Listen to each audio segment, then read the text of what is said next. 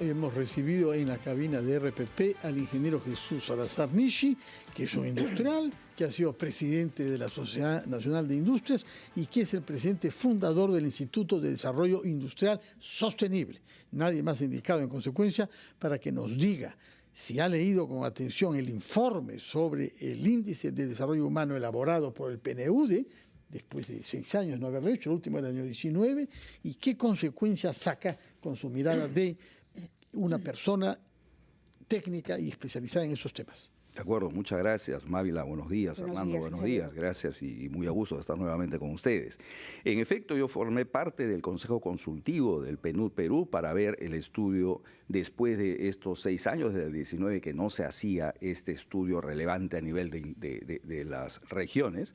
Y yo diría que en conclusión no es un resultado que nos deba causar asombro. Yo creo que todos los peruanos y sobre todo los que estamos metidos en el mundo empresarial y vemos cómo es la dinámica de la economía en el Perú, esperábamos más o menos un resultado así.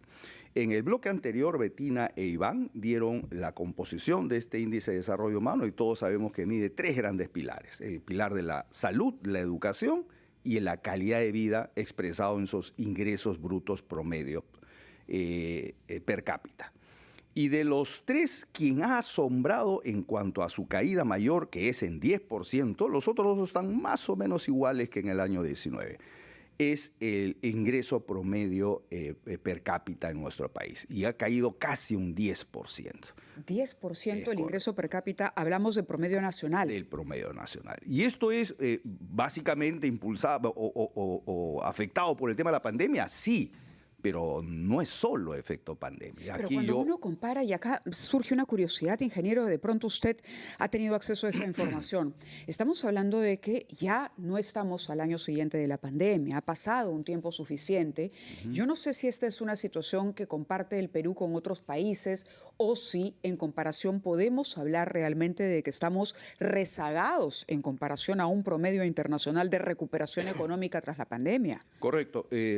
Ayer en la presentación de los informes del Índice de Desarrollo Humano hubo un panel muy interesante donde se debatía justo estos temas y una conclusión, lo decía Carolina Trivelli, el Perú es uno de los países que se encuentra retrasado respecto a la región sobre la recuperación de sus estándares prepandemia. Por ejemplo, ¿qué factores contribuyen a ese retraso? A ver, yo diría básicamente revisar qué pasó en la última década en nuestro país y en los últimos 5 años cómo se ha incentivado. Yo creo que para nadie va a ser una sorpresa que el factor político o de inestabilidad política, el de no saber a dónde caminamos, el de políticas públicas a veces hasta un poco trasnochadas y sin un sentido propio de desarrollo a nivel Perú. Yo creo que todos esos temas nos han pasado factura. Yo decía que no solamente el tema de la pandemia ha hecho que retrocedamos en un 10% casi los ingresos promedios per cápita. Yo diría también el tema por qué caímos en el año 23, por qué tuvimos esa gran recesión que nos golpeó muchísimo y hasta ahora nos está más o menos golpeando y estamos saliendo de ello. Entonces, estos factores que son políticos sociales han influido mucho en el tema económico y ese ha sido el factor decisivo para que el IDH haya retrocedido un poco respecto a la prepandemia, ¿no? Ingeniero Salazar Nishi, yo recuerdo que cuando usted era presidente de la Sociedad Nacional de Industrias impulsó mucho la presencia de la sociedad en las regiones. Esa dinámica creo que se ha mantenido y tiene usted algunas tesis sobre la necesidad de reformular el vínculo entre el gobierno central en la capital con las regiones. ¿Qué lineamientos tiene usted para proponer esta reforma? A ver, en efecto, durante mi gestión en la Sociedad Nacional de Industrias dimos mucho foco al tema regional que lamentablemente no se ha continuado con el mismo impulso, pero yo diría que el Perú tiene que ser gobernado y diseñado en su desarrollo tomando en cuenta una visión territorial, un enfoque territorial que hasta ahora históricamente el Perú no lo ha hecho. Explíquenos qué cosa es lo que quiere decir con eso, para quien nos esté escuchando. En pocas palabras y en sencillo decir lo siguiente. Las 25 regiones de nuestro país tienen características distintas, no solo geográficas, no solo climáticas, no solo culturales, tienen diferencias en sus estilos y formas de conducirse. Por lo tanto, no podemos tener normas transversales que no consideren esta realidad. Ayer también se hablaba de que nosotros en el Perú, y lo preguntaba Gabriela Vega, que es la directora ejecutiva de Recambio, y decía, en el Perú sabemos gobernarnos, sabemos qué cosa queremos hacer en el gobierno, porque hablamos mucho de temas de gobernabilidad. Sin embargo, nos cuestionábamos y nos cuestionó con esa pregunta, ¿sabemos gobernarnos? Y la pregunta es, ¿cómo poder gobernarnos en un país tan pluricultural que no considere esas realidades de cada una de las regiones? En corto, Fernando, es considerar las potencialidades y la realidad de cada una de las regiones para tener una política pública diversa como debería ser, ¿no? De acuerdo. Por otra parte, usted ha introducido en su instituto el concepto de sostenibilidad. Explíquenos, por favor, qué cosa aporta y cuánta conciencia tienen los empresarios peruanos de esta urgencia. Yo tengo que reconocer que en la actualidad el sector empresarial ya involucra temas de sostenibilidad en su gobierno corporativo, o por lo menos los que somos los empresarios formales. Pongamos ejemplos, ¿no? Por ejemplo, en su dominio propio, personal, que es cierto tipo de plástico. Correcto. ¿Qué ha hecho usted para que la actividad industrial que usted ha desarrollado, tanto éxito, por lo demás, pueda ser calificada como sostenible? Ok. Para ser sostenible deberíamos, igual que el IDH tiene 3 pilares, la sostenibilidad también tiene 3 pilares, Fernando. Y cuando uno habla de un desarrollo sostenible, que es como el que impulsa nuestro instituto IDIS, es decir que el país debe caminar hacia el desarrollo económico, eso es correcto, pero siendo socialmente inclusivo, es decir, ver cómo genero riqueza social con ese crecimiento económico y además riqueza ambiental, cómo protejo y vivo de manera respetuosa con el medio ambiente. Estos 3 pilares conforman la sostenibilidad. Pónganos ejemplos para cómo hace un industrial que tiene esos valores, que es inspirado por eso, pero que tiene que ejemplo clarísimo, yo lo voy a poner a mi empresa como ejemplo, que ya bien lo has mencionado, ¿no es cierto? A ver, por ejemplo, nosotros generamos riqueza social desde el momento que somos socialmente responsables con nuestros colaboradores y con el entorno que trabajamos. Nosotros colaboramos con las asociaciones que están alrededor de nuestra zona de influencia y en las zonas donde atendemos con nuestros productos a obras en las diferentes regiones. Interactuamos con la población interviene muchas veces inclusive en las obras que hacemos, generamos movimiento social y generamos de alguna manera esa riqueza social que requiere el Perú. Es decir, involucrar a la sociedad en tu actividad empresarial. Segundo, el tema ambiental. Nuestros productos... retomamos nuestra conversación con el ingeniero Salazar Nishi, presidente del Instituto de Desarrollo Industrial Sostenible. Nos había explicado por qué es importante la sostenibilidad para las empresas. Y yo quisiera preguntarle respecto del Índice de Desarrollo Humano, del cual usted es miembro, de cuyo Consejo Consultivo usted es miembro. ¿Qué correlación ha establecido usted entre el desarrollo de la actividad manufacturera en las regiones y la mejora del índice de desarrollo humano? ¿Qué vínculo hay en quienes hacen manufactura y el progreso social en general? De acuerdo, esto es un estudio que lo hacíamos desde hace bastantes años y estábamos esperando este último reporte para ver cómo se movió o cómo se mejoró esta correlación.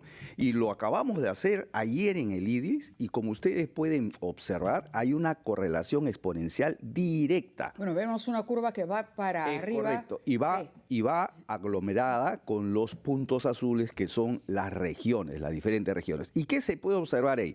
Una correlación fuerte, una fuerte correlación entre el desarrollo de la manufactura en las regiones, su índice de desarrollo de manufactura, con el índice de desarrollo humano. Donde existe más manufactura, existe mejor calidad de vida, existe mejor índice de desarrollo humano. Y por la sostenibilidad que veníamos hablando hasta hace poco, Fernando. Se involucra en la actividad industrial a mucha sociedad, temas ambientales y riqueza económica. Esos 3 pilares van muy de la mano con el desarrollo de un país. Por eso es que nosotros desde el IDI siempre impulsamos el desarrollo, pero sostenible, ¿no? Claro. Ahora, cuando hablamos de manufactura hay una variedad, hay un abanico, ¿no? ¿Cuáles son las potencialidades en el país, en algunas regiones que se haya podido detectar, por ejemplo, donde simplemente haya que encender motores para que esto pueda caminar en el corto plazo, donde tenemos ahí, digamos, un ambiente propicio y las condiciones dadas para empezar a trabajar en esto. Correcto. Todas las regiones tienen sus grandes ventajas comparativas. Sin embargo, hay que reconocer que algunas podrían inmediatamente impulsarla. Yo pongo a Piura como ejemplo. Piura podría ser la gran central de desarrollo de pesca para el consumo humano, porque ahí se concentra la gran masa de industriales de pesca de consumo humano, que podría ser el nuevo motor de desarrollo de la industria. También hablo del sector textil y confecciones, y para ello yo pongo dos temas. El tema del algodón de buenísima calidad que tenemos y la fibra de alpaca muy cotizada en el mundo. Deberían ser los dos elementos que impulsen la industria textil. ¿Y quiénes son los que estamos alrededor de eso? Regiones del norte, regiones del centro y de la Sierra Sur. Podemos también hablar de la selva peruana. Ahí sí hablamos de una riqueza biológica inmensa, donde podríamos trabajar a nivel de la industria farmacéutica. Podemos también hablar, por ejemplo, de acuicultura y volvernos nuevamente. Claro, porque cuando usted dice, lo escucho decir esto, me pongo a pensar, por ejemplo, en el tema de la alpaca. ¿No? La alpaca ha mejorado mucho, la fibra de alpaca, además uno encuentra una serie de variantes, ¿no? No hay un solo tipo de alpaca que se utilice, está la baby alpaca, la alpaca suri, por ejemplo, ¿no? También está el desarrollo de la piel de vicuña, de la lana de vicuña, que es sumamente cotizada, y cuando uno va a la selva, uno pasa por los mercadillos y encuentra una serie de posibilidades que de verdad, si uno aplicara conocimientos mucho más especializados, podrían revalorizarse. Productos que uno encuentra hoy en una feria, caminando simplemente, pero que de pronto pueden producirse en serie e incluso exportarse. Correcto, pero ¿dónde están las barreras? ¿Por qué no somos un país exportador de estos productos que vemos en ferias? Porque el Perú está atomizado a nivel empresarial. En el Perú se ha privilegiado el enanismo empresarial, y hay que decirlo con todas sus palabras y letras. ¿Qué necesitamos? Un Estado que propicie la gran inversión, traer gran tecnología. Por eso hablábamos, Fernando Mávila, de la necesidad que el Perú tiene de una nueva ley de industrias, que tenga un foco en el desarrollo y traer tecnología para poder impulsar nuestra industria manufacturera. Pero la industria manufacturera no primaria, que es la que genera más valor agregado. En nuestro país todavía seguimos con un modelo primario exportador.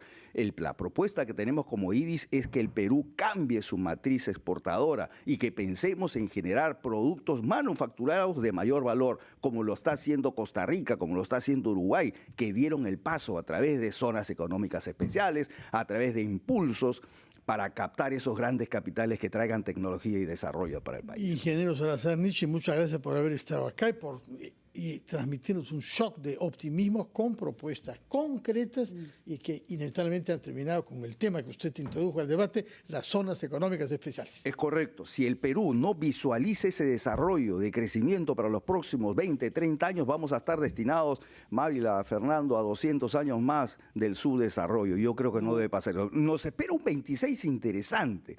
Y ojalá los peruanos sepamos elegir. No, y además es muy importante lo que usted dice, colocar estos temas en agenda. Yo sé que estamos volando, producción, que tenemos que ir a los anunciantes, pero ¿sabe qué? Al inicio de una temporada electoral es bueno poner estos temas en la mesa correcto. Y exigirles a los candidatos al Parlamento, a los candidatos a la presidencia, que empiecen a proponer sobre estas ideas que venimos Correcto. discutiendo. 30 segundos nada más. Por favor. Rolando Arellano, en un espacio muy bueno que tiene acá, la mirada positiva, nos hizo una reflexión. Nos dijo, se habla mucho de la oferta electoral, pero no hablamos de la demanda. ¿Qué pasa con los peruanos? ¿Qué pasa con los ciudadanos? No nos interesa votar, no nos interesa quién será el presidente, no nos interesa la política en el país. Producto de ello, estamos como estamos. Reflexión final. Y con una mirada positiva, tenemos que involucrarnos todos y exigir mejores candidatos y exigir que se debatan temas como estos de desarrollo en nuestro país, ¿no? Muchísimas gracias, ingeniero Salazar Nishi, por estar acá y por favor manténganos informados de esos estudios analíticos que usted hace sobre el vínculo entre la actividad manufacturera y el desarrollo, el índice del desarrollo humano del PNUD. Muchísimas gracias y buenos días. Ingeniero. Hacemos una pausa y vamos al segmento final de ampliación de la semana. De la semana, 9:49.